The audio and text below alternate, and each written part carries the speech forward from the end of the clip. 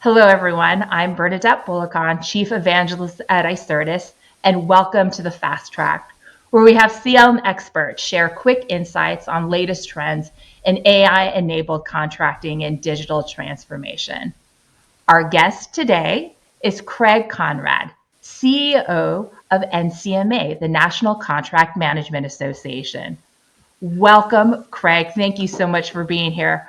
Please introduce yourself and tell us about NCMA, its work, its community, and its mission. Well, Bernadette, thank you very much for having me. I'm delighted to be on the stage, Icertis' stage, talk a little bit about NCMA and the great work we are doing. NCMA is a professional society. We are a neutral forum for buyers and sellers. Our flavor, if you will, of procurement and contract management is for the U.S. federal government. We have a community of roughly 100,000, so that's made up of around 21,000 members, or those who've decided or found value in a bundle of offering that we have. And then we have a roughly another 80,000 who do something with us frequently, whether they attend one of our national events, they participate in a local chapter, they take on a professional certification that we have. We have four. We are an ANSI accredited standards developer for US. Certainly we'll talk a little bit later about what we're trying to do globally. But those that are involved in that process are counted in that 80,000 as we manage the ANSI approved contract management standard. And finally, our mission is to elevate the contract management profession. This includes procurement and purchasing and other things that are in that other related acquisition and supply chain functional areas. Yeah. Well, what an incredibly lofty and wonderful mission. And it is so tremendous to hear about how large your community is. I suspect as one of the things that do you call them members? Tell me a little bit more about how I should address your community. We say members. They are the same whether they decide to buy the subscription package, so to speak, or if they can't for whatever reason. Some folks in the government aren't able to become members, but they're able to continue to consume and engage in our networking activities and all that. So we collectively refer to them as members of our community. Great. I'm curious about what's top of mind for those members. I'm sure that anyone who is involved with federal acquisition in the space today, they are meeting numerous opportunities and challenges, whether it is supply chain requirements, workforce requirements, just so many different things that can impact those relationships. So I'm curious, as you are speaking to your members, what is top of mind for them? What are some key trends that they're facing and trying to address right now? Well, I think from my perspective, as I listen to them, there's a lot about the relationship between contractors and the government. Certainly the agencies that are put out to do the mission or set off to do the mission for their respective groups and their respective missions.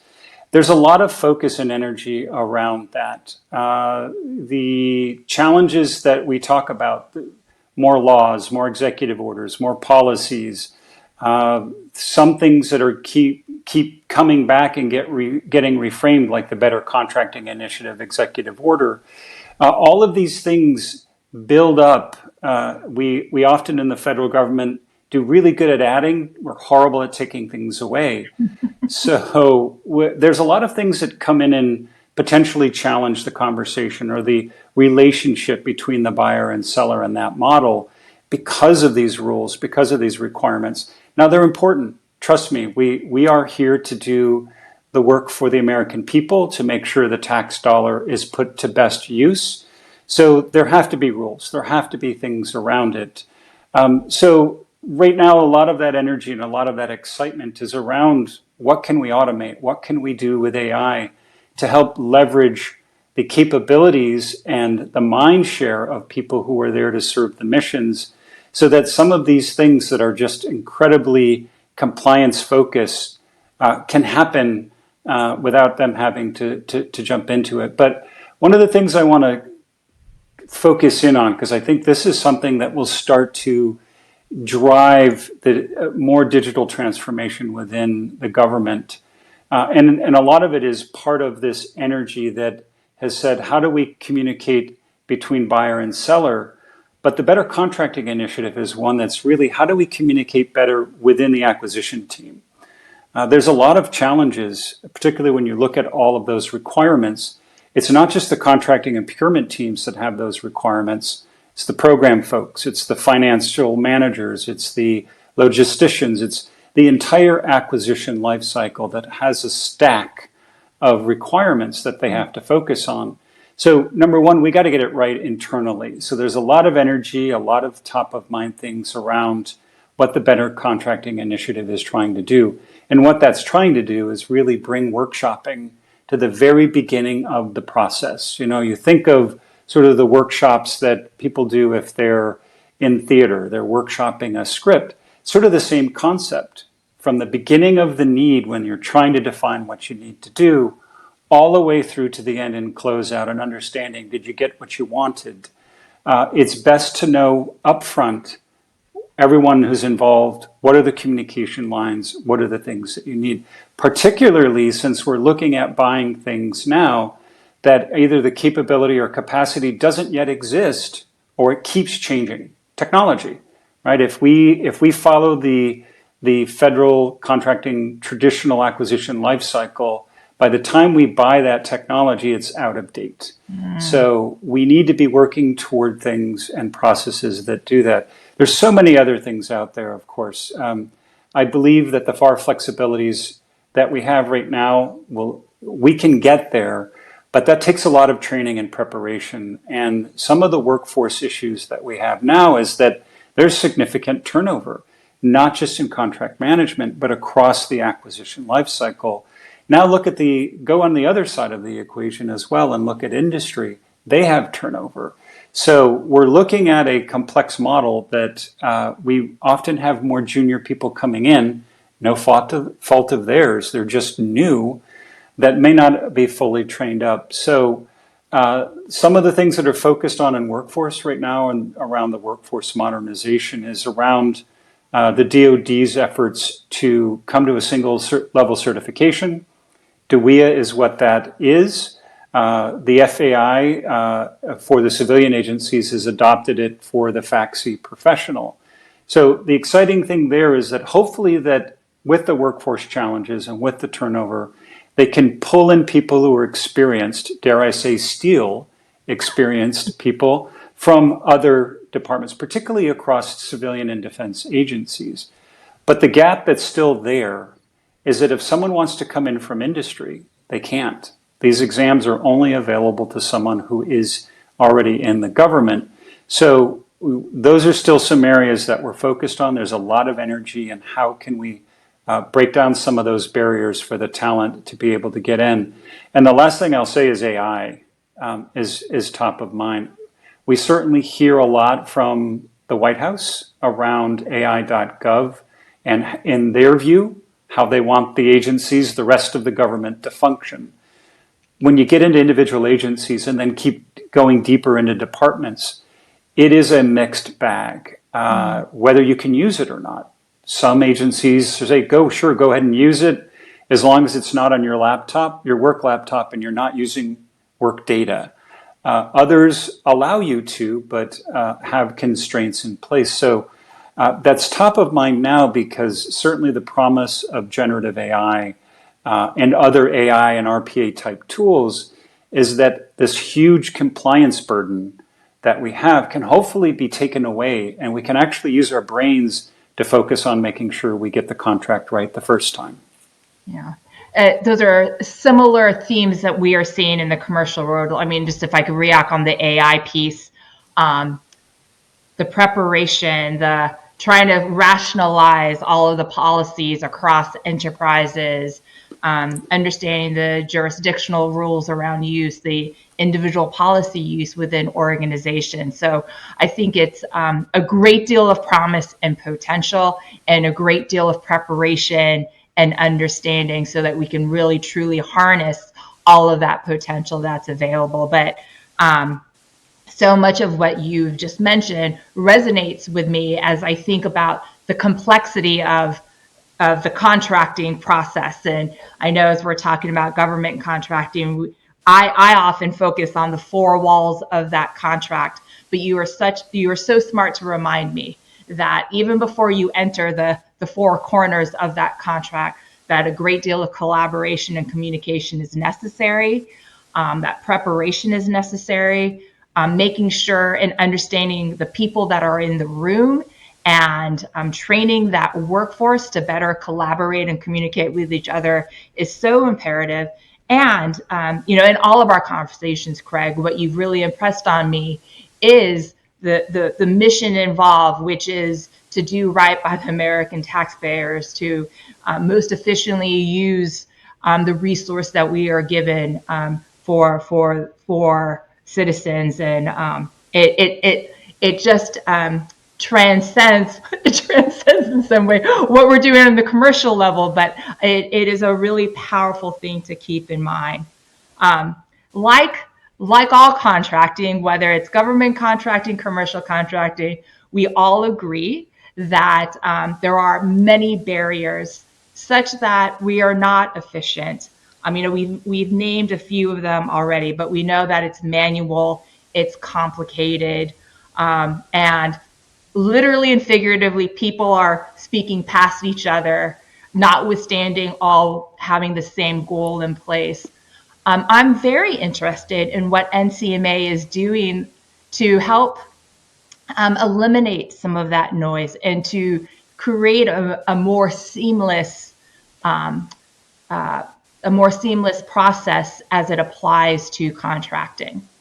So one of our primary initiatives is what we call the Common Language Initiative, and it's so much easier when I have a graphic. But I'll try to explain it with words, but hopefully you'll get the gist. It's two people with two thought bubbles, and both have an apple in the bubble. Often what happens is in contracting, particularly even in the federal government, where we're using different terms for the same things. That's just within the federal government. Go out into public procurement more broadly, commercial, go internationally. And that we're often could be talking about the same thing in the life cycle of not just the contract, but the entire acquisition, the fulfillment of the need. And we recognized that quite a few years ago that there should be some form of standard. There should be a way for us to work toward a common language that we can all agree and recognize that we will always be in pursuit of the better. It will never be 100%. So we launched the contract management standard roughly 5-6 years ago. As I mentioned in the intro, it is an American national standard. It's accredited. NCMA is an accredited standards developer. Our goal is to continue through successive iterations to bring on more adopters, more organizations that use that standard as their basis of their hiring and training frameworks, so that we're all using the same words. We're all using the same references to the job tasks that we do, and the life cycle. Where are we? Do we agree what post-award means? Because that is where value is created or destroyed. We don't have a common understanding of it. We don't talk about it the same way. So it's been wonderful. It's been adopted by the U.S. federal government. So I mentioned DeWitt and FACSI Professional. The basis of that is the contract management standard. So the federal government has adopted. We have some major primes that have adopted, including Leidos and Lockheed. We have universities, we have smalls, mid-sized companies, we have service providers who have adopted. The exciting thing here is the more who are on this journey, the more that agree that this is the common language document, every time we go to successively update it, we will get better and better and sharper language, and we will harmonize. The very, very exciting thing is that we have partnered with World Commerce and Contracting, an amazing organization, wonderful team that we plug in together so well because we are so mission focused. What our goal is now is to take that standard and make it globally accessible through this partnership with World CC. What that means is that no matter where you go in the world, hopefully, that's our goal, that's our vision, and come along with us, be on the train with us. No matter where you go, whether you're going through an academic program, entering into supply chain, or hopefully contract management, there are not many out there, but are purchasing, you're involved in something that is connected to a business school that brings you down the contract management pathway, that we're referencing and using those documents. You're getting hired. The job descriptions use the same terms and reference points that are part of the contract management standards. So that's a very exciting thing. The last thing I'll say is that this is a public good. We've recognized the importance and the power of something like this. And together with World CC, we want to make this a public good for the rest of the world. Well, I can't imagine two better organizations partnering on this goal. As you know, I am a big fan of world commerce in contracting, and was thrilled last year when you announced this partnership. And any of us that are involved in contract lifecycle management, are involved in collaboration and realizing the intent of agreements, should absolutely learn more about this initiative. Kraig, where is the best place for anyone listening to learn more about the initiative? Go to the website at ncmahq.org/CMS, and you'll get there.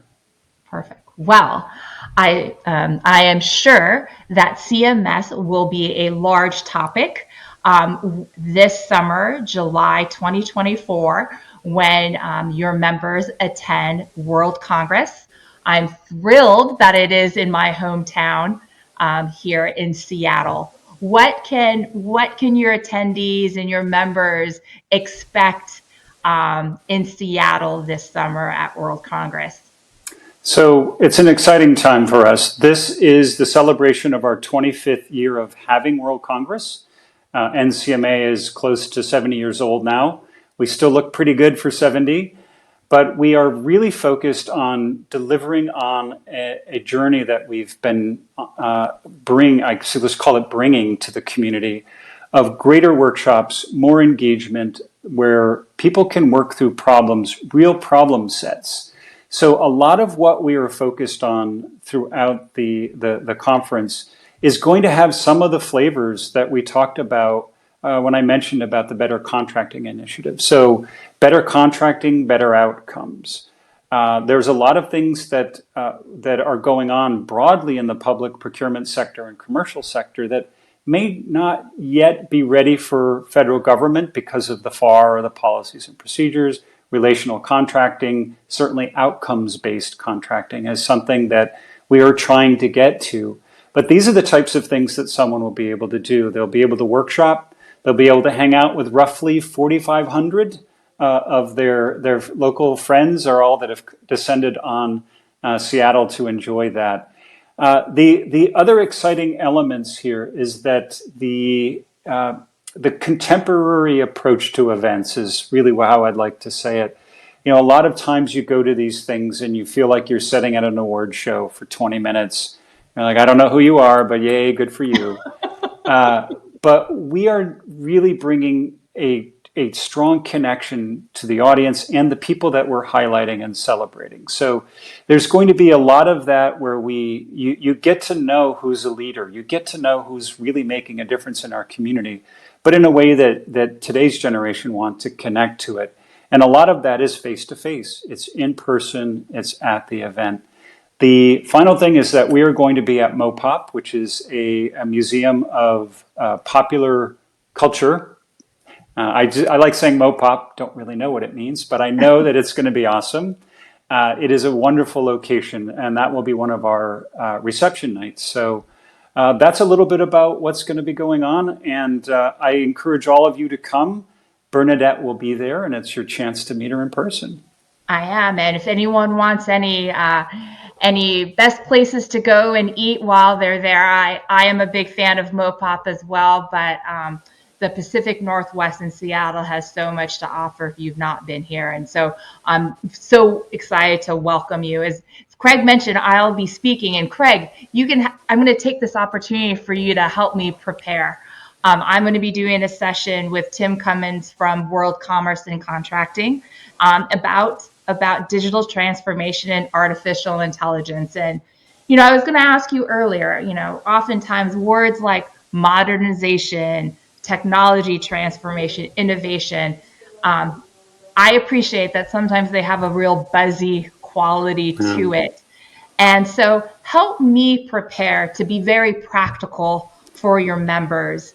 How do you see digital transformation and technology impacting your members? And help me rise above the buzz and the buzzwords. Well, so a lot of these words have been ongoing. These are initiatives that have, at least in the federal contracting space, we've been hearing these for a long time, through an executive order, through some initiative. Agility, agile contracting. They still mean something important, right? And what our community, some, I don't want to say are desensitized by it because they still want to do what's right for the American taxpayer. It's just after a while, you hear that word a little bit too much, digital transformation. You don't know what it means in your work stream and your context. So the answer there is to help bring it back to what they can do, what they can use these things for, and what's the outcome that they should expect. Now, certainly, some of the challenges are going to be that, for example, for AI, they may not be able to use it right away. But aware of the promise of it and then seeing what the use case is gives them ammo to go back to their leadership to say, hey, I read AI.gov and pretty much says I have a clear lane here. Why don't give me top cover and I'll go figure it out, because I heard Tim and Bernadette tell me some amazing things on how I can really address specific use cases. Yeah. Well, I always aim to bring it down to being practical, being prepared when it is clear and open for your members. And again, I'm just so excited for your membership to be here in Seattle in the Pacific Northwest. I often say, no better place to talk about contracts. No better place to talk about contracts than the summer in Seattle. It's a real glorious place. Well, Kraig, thank you so much for joining the Fast Tract. I can't wait to see you in a few months, and we will post more information about the Common Language Initiative and NCMA, so that anyone that's here listening can learn more. But thank you again. Thank you to NCMA, and thank you for being here on the Fast Tract. Bernadette, thank you.